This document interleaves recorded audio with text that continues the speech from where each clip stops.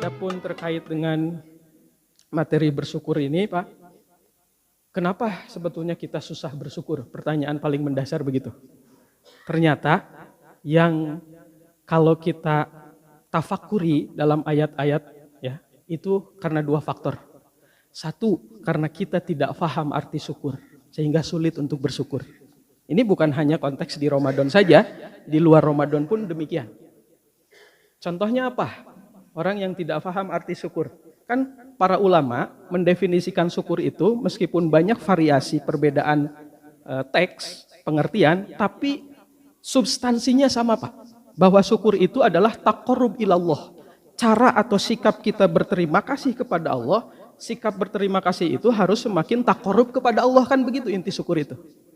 Kalau definisi bahasa Arabnya begini, contoh, saya mengutip dua pendapat saja. Ini pengertian katanya beda, tapi substansinya tadi saya katakan sama. Hampir semua pengertian saya baca dari pendapat para ulama, makna syukur itu sama. Dari Imam Al-Jurjani misalkan, salah seorang ulama kontemporer, tabi'ut tabi'in, dia ahli bahasa, ahli fikih, ahli tafsir, mendefinisikan makna syukur. Syukur adalah al-wasfu bil jamil ala wajhi ta'zim.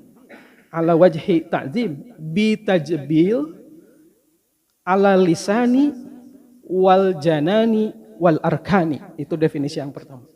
Apa maksudnya? Al-wasfu bil jamil itu sikap gambaran dari perilaku yang terbaik kita, memberikan sikap terbaik kita ya, ala wajhi ta'zim, dalam bentuk pengagungan kepada Allah, pujian penghormatan kepada Allah, baik secara lisan kita atau secara al-janan. Janan itu amalan-amalan kolbu, Pak. Amalan-amalan hati disebutnya janan. Atau juga al-arkan. Maksud al-arkan di sini adalah al-jawarih, fisik. Jadi amalan itu kan ada amalan hati, ada amalan fisik. Semuanya itu kita harus memberikan sikap terbaik kita kepada Allah dengan tujuan mendekatkan terus diri kita kepada Allah. Kan begitu. Lewat apa? Tiada lagi adalah lewat ibadah-ibadah yang sudah Allah syariatkan. Lewat sholat kita berarti kita telah bersyukur. Saum-saum kita ini berarti kita telah bersyukur. Amalan yang lain, infak, sodakoh kita, zakat kita, berarti kita telah bersyukur. Tapi kalau itu tidak diperuntukkan, ditempatkan, diamalkan sesuai tempatnya, berarti kita masih jauh dari bersyukur. Kalau kata guru saya dulu, Pak, waktu ngaji di pesantren, kalau kamu dikasih hadiah sama ayah kamu sarung untuk sholat, kemudian sarungnya kamu pakai buat selimut tidur, tapi kamu nggak pernah sholat, itu tandanya syukur bukan? Saya ditanya gitu sama guru saya. Gitu. Bukanlah jelas. Kenapa? Itu namanya zolim, menempatkan sesuatu bukan pada tempatnya. Yang disebut syukur itu adalah orang yang adil. Ya, orang yang mendekati adil dan mendekati takwa, menempatkan sesuatu pada tempatnya. Sholat ya suruh sholat, kerjakan sholat. Suruh zakat, amalkan zakat.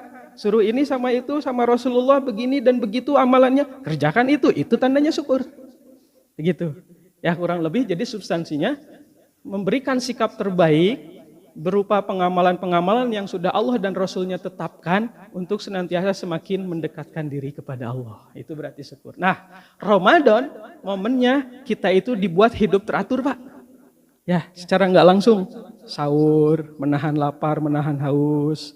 Nanti buka puasa, malamnya qiyamul lail.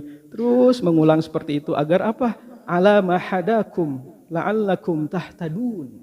Kita itu agar selalu di atas petunjuk, selalu di atas kebenaran hidup kita itu. Diharapkan bulan-bulan setelahnya kita punya sikap yang istiqomah seperti ini. Itu berarti bersyukur. Nah, jadi yang pertama itu, kalau kita tidak paham ilmunya tentang Ramadan, ilmu tentang ibadah yang lain, sulit biasanya untuk bisa bersyukur. Contoh di surat An-Nahl, Pak, surat ke-16, ayat ke-66, wa inna lakum fil an'ami la ibrah nusfikum mimma fi butunihi min baini farsin wa damin labanan khalisan sa'igal lisyaribin. Ayatnya. Apa artinya? Wa inna lakum, sungguh fil an'am la ibrah, pada hewan itu, Pak, hewan ternak itu benar-benar terdapat pelajaran kata Allah. Apa pelajaran dari hewan ternak itu? nusqikum mimma fi butunihi, kami memberikan kamu minum dari apa yang ada dalam perut hewan ternak itu. Berupa apa? Sapi perah itu menghasilkan susu kan, susunya kita minum menjadi minuman yang bergizi dan sehat. Tapi kita harus mentafakuri, kata Allah, kenapa susu itu bisa keluar dari hewan ternak itu sampai betul-betul menjadi minuman yang sehat, bergizi, tidak tercampur darah, tidak tercampur kotoran, karena salurannya itu sama, Pak. Tapi kemudian keluarnya diperas menjadi susu saja, tidak kotor ada, mohon maaf, kotoran, tidak tercampur ada darah, steril aja susu murni. Ya. Dari proses itu siapa yang bisa buat demikian? Allah. Tidak ada agama lain yang menjelaskan proses susu diperas dari sapi sampai benar-benar murni steril dan bisa dinikmati, diminum menjadi sehat. Tidak ada. Itu kita bersyukur. Tidak mudah air susu itu bisa nyampe di hadapan kita, langsung masuk ke mulut dan tenggorokan kita. Tidak mudah prosesnya. Apalagi kalau sudah dikomersialisasi dalam urusan bisnis. Ada pabrik susunya kayak di Pangalengan. Ada kemasannya. Ada capnya. Ya. Ada BPOM-nya, ada izinnya segala macam. Lalu betul-betul layak menjadi diedarkan, dijual sampai ke konsumen, ke masyarakat. Siapa yang bisa berbuat demikian? Allah. Kalau kata Allah hewan itu mati, mati. Para peternak itu yang tidak bisa diprediksi secara bisnis apa? Kematian. Kalau kata Allah semua hewan ternak itu mati, 100 ekor, 50 ekor, 10 ekor, mati, kita nggak bisa apa-apa. Padahal sudah memberikan makanan terbaik, sudah memberikan pupuk terbaik, sudah memberikan kandang yang terbaik. Kalau Allah mati, mati. Urusan nyawa itu adalah urusan Allah. Ya, nah itu kita harus bersyukur. Kita kalau tidak mentafakuri, tidak memahami arti apa itu taqarrub, apa itu ilmu ibadah ini, sulit rasanya kita untuk bersyukur. Yang kedua, tidak butuh. Contoh surat Al-An'am ayat ke-99, surat ke-6. Wa huwallazi anzala minas samaa'i ma'an fa akhrajna bihi nabata kulli syai'in fa akhrajna minhu khadran. Dan dialah yang menurunkan air dari langit, lalu kami tumbuhkan dengan air itu segala macam khadrat, tumbuh-tumbuhan. Pisang, buah-buahan, tumbuh-tumbuhan. Siapa yang membuat daunnya jadi warna hijau? Siapa yang membuat daun itu jadi warna biru, misalkan jadi warna ungu? Siapa yang membuat pisang jadi kuning? Siapa yang buat semangka jadi hijau? Siapa yang buat melon itu jadi kuning, jadi hijau? Apakah petani ikut ngecat gitu? Kan tidak. Semua itu Allah kalau kata Allah gagal panen, Pak. Itu yang tidak bisa diprediksi dalam ilmu bisnis. Ya, adalah kuasa Allah. Ada 99% itu misalkan kekuatan ilmu kita, tapi 1% Muslim, seorang Muslim itu tidak boleh melupakan hak Allah di sini. Itu. Kalau kata Allah kena hama itu. Kalau kata Allah mati, misalkan tidak tumbuh kan? Itu ya. Kita hanya bisa berikhtiar. Itu semua adalah kuasa Allah. Nah maka dari itu, kadang kalau misalkan berhasil panen, lupa. Wah ini adalah tenaga saya, ini adalah jasa saya, sehingga panennya terus-terusan bagus. Tapi kurang misalkan syukurnya. Mau gagal mau panen itu qadarullah, semuanya adalah kehendak Allah.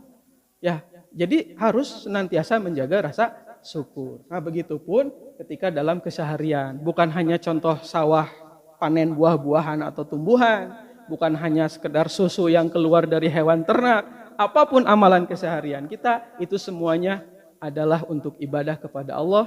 Kalau kita mengerti akan keilmuannya tersebut, maka kita akan senantiasa bisa menjaga rasa syukur kita, insya Allah. Mudah-mudahan para jamaah sekalian diberikan kemudahan dan kemampuan sebagai orang-orang yang senantiasa selalu bersyukur kepada Allah. Jangan sampai disinggung seperti dalam Al-Quran, Quran surat Saba, qalilam min ibadiyasy syakur. Hanya sedikit dari hamba-hambaku di dunia yang senantiasa menjaga rasa syukur. Jangan bagian dari sedikit, jangan menjadi bagian yang banyak tidak bersyukur, tapi jadilah yang sedikit. Kalau memang nanti ternyata takdirnya yang bersyukur itu sedikit, kita harus jadi bagian yang sedikit itu. Kira-kira.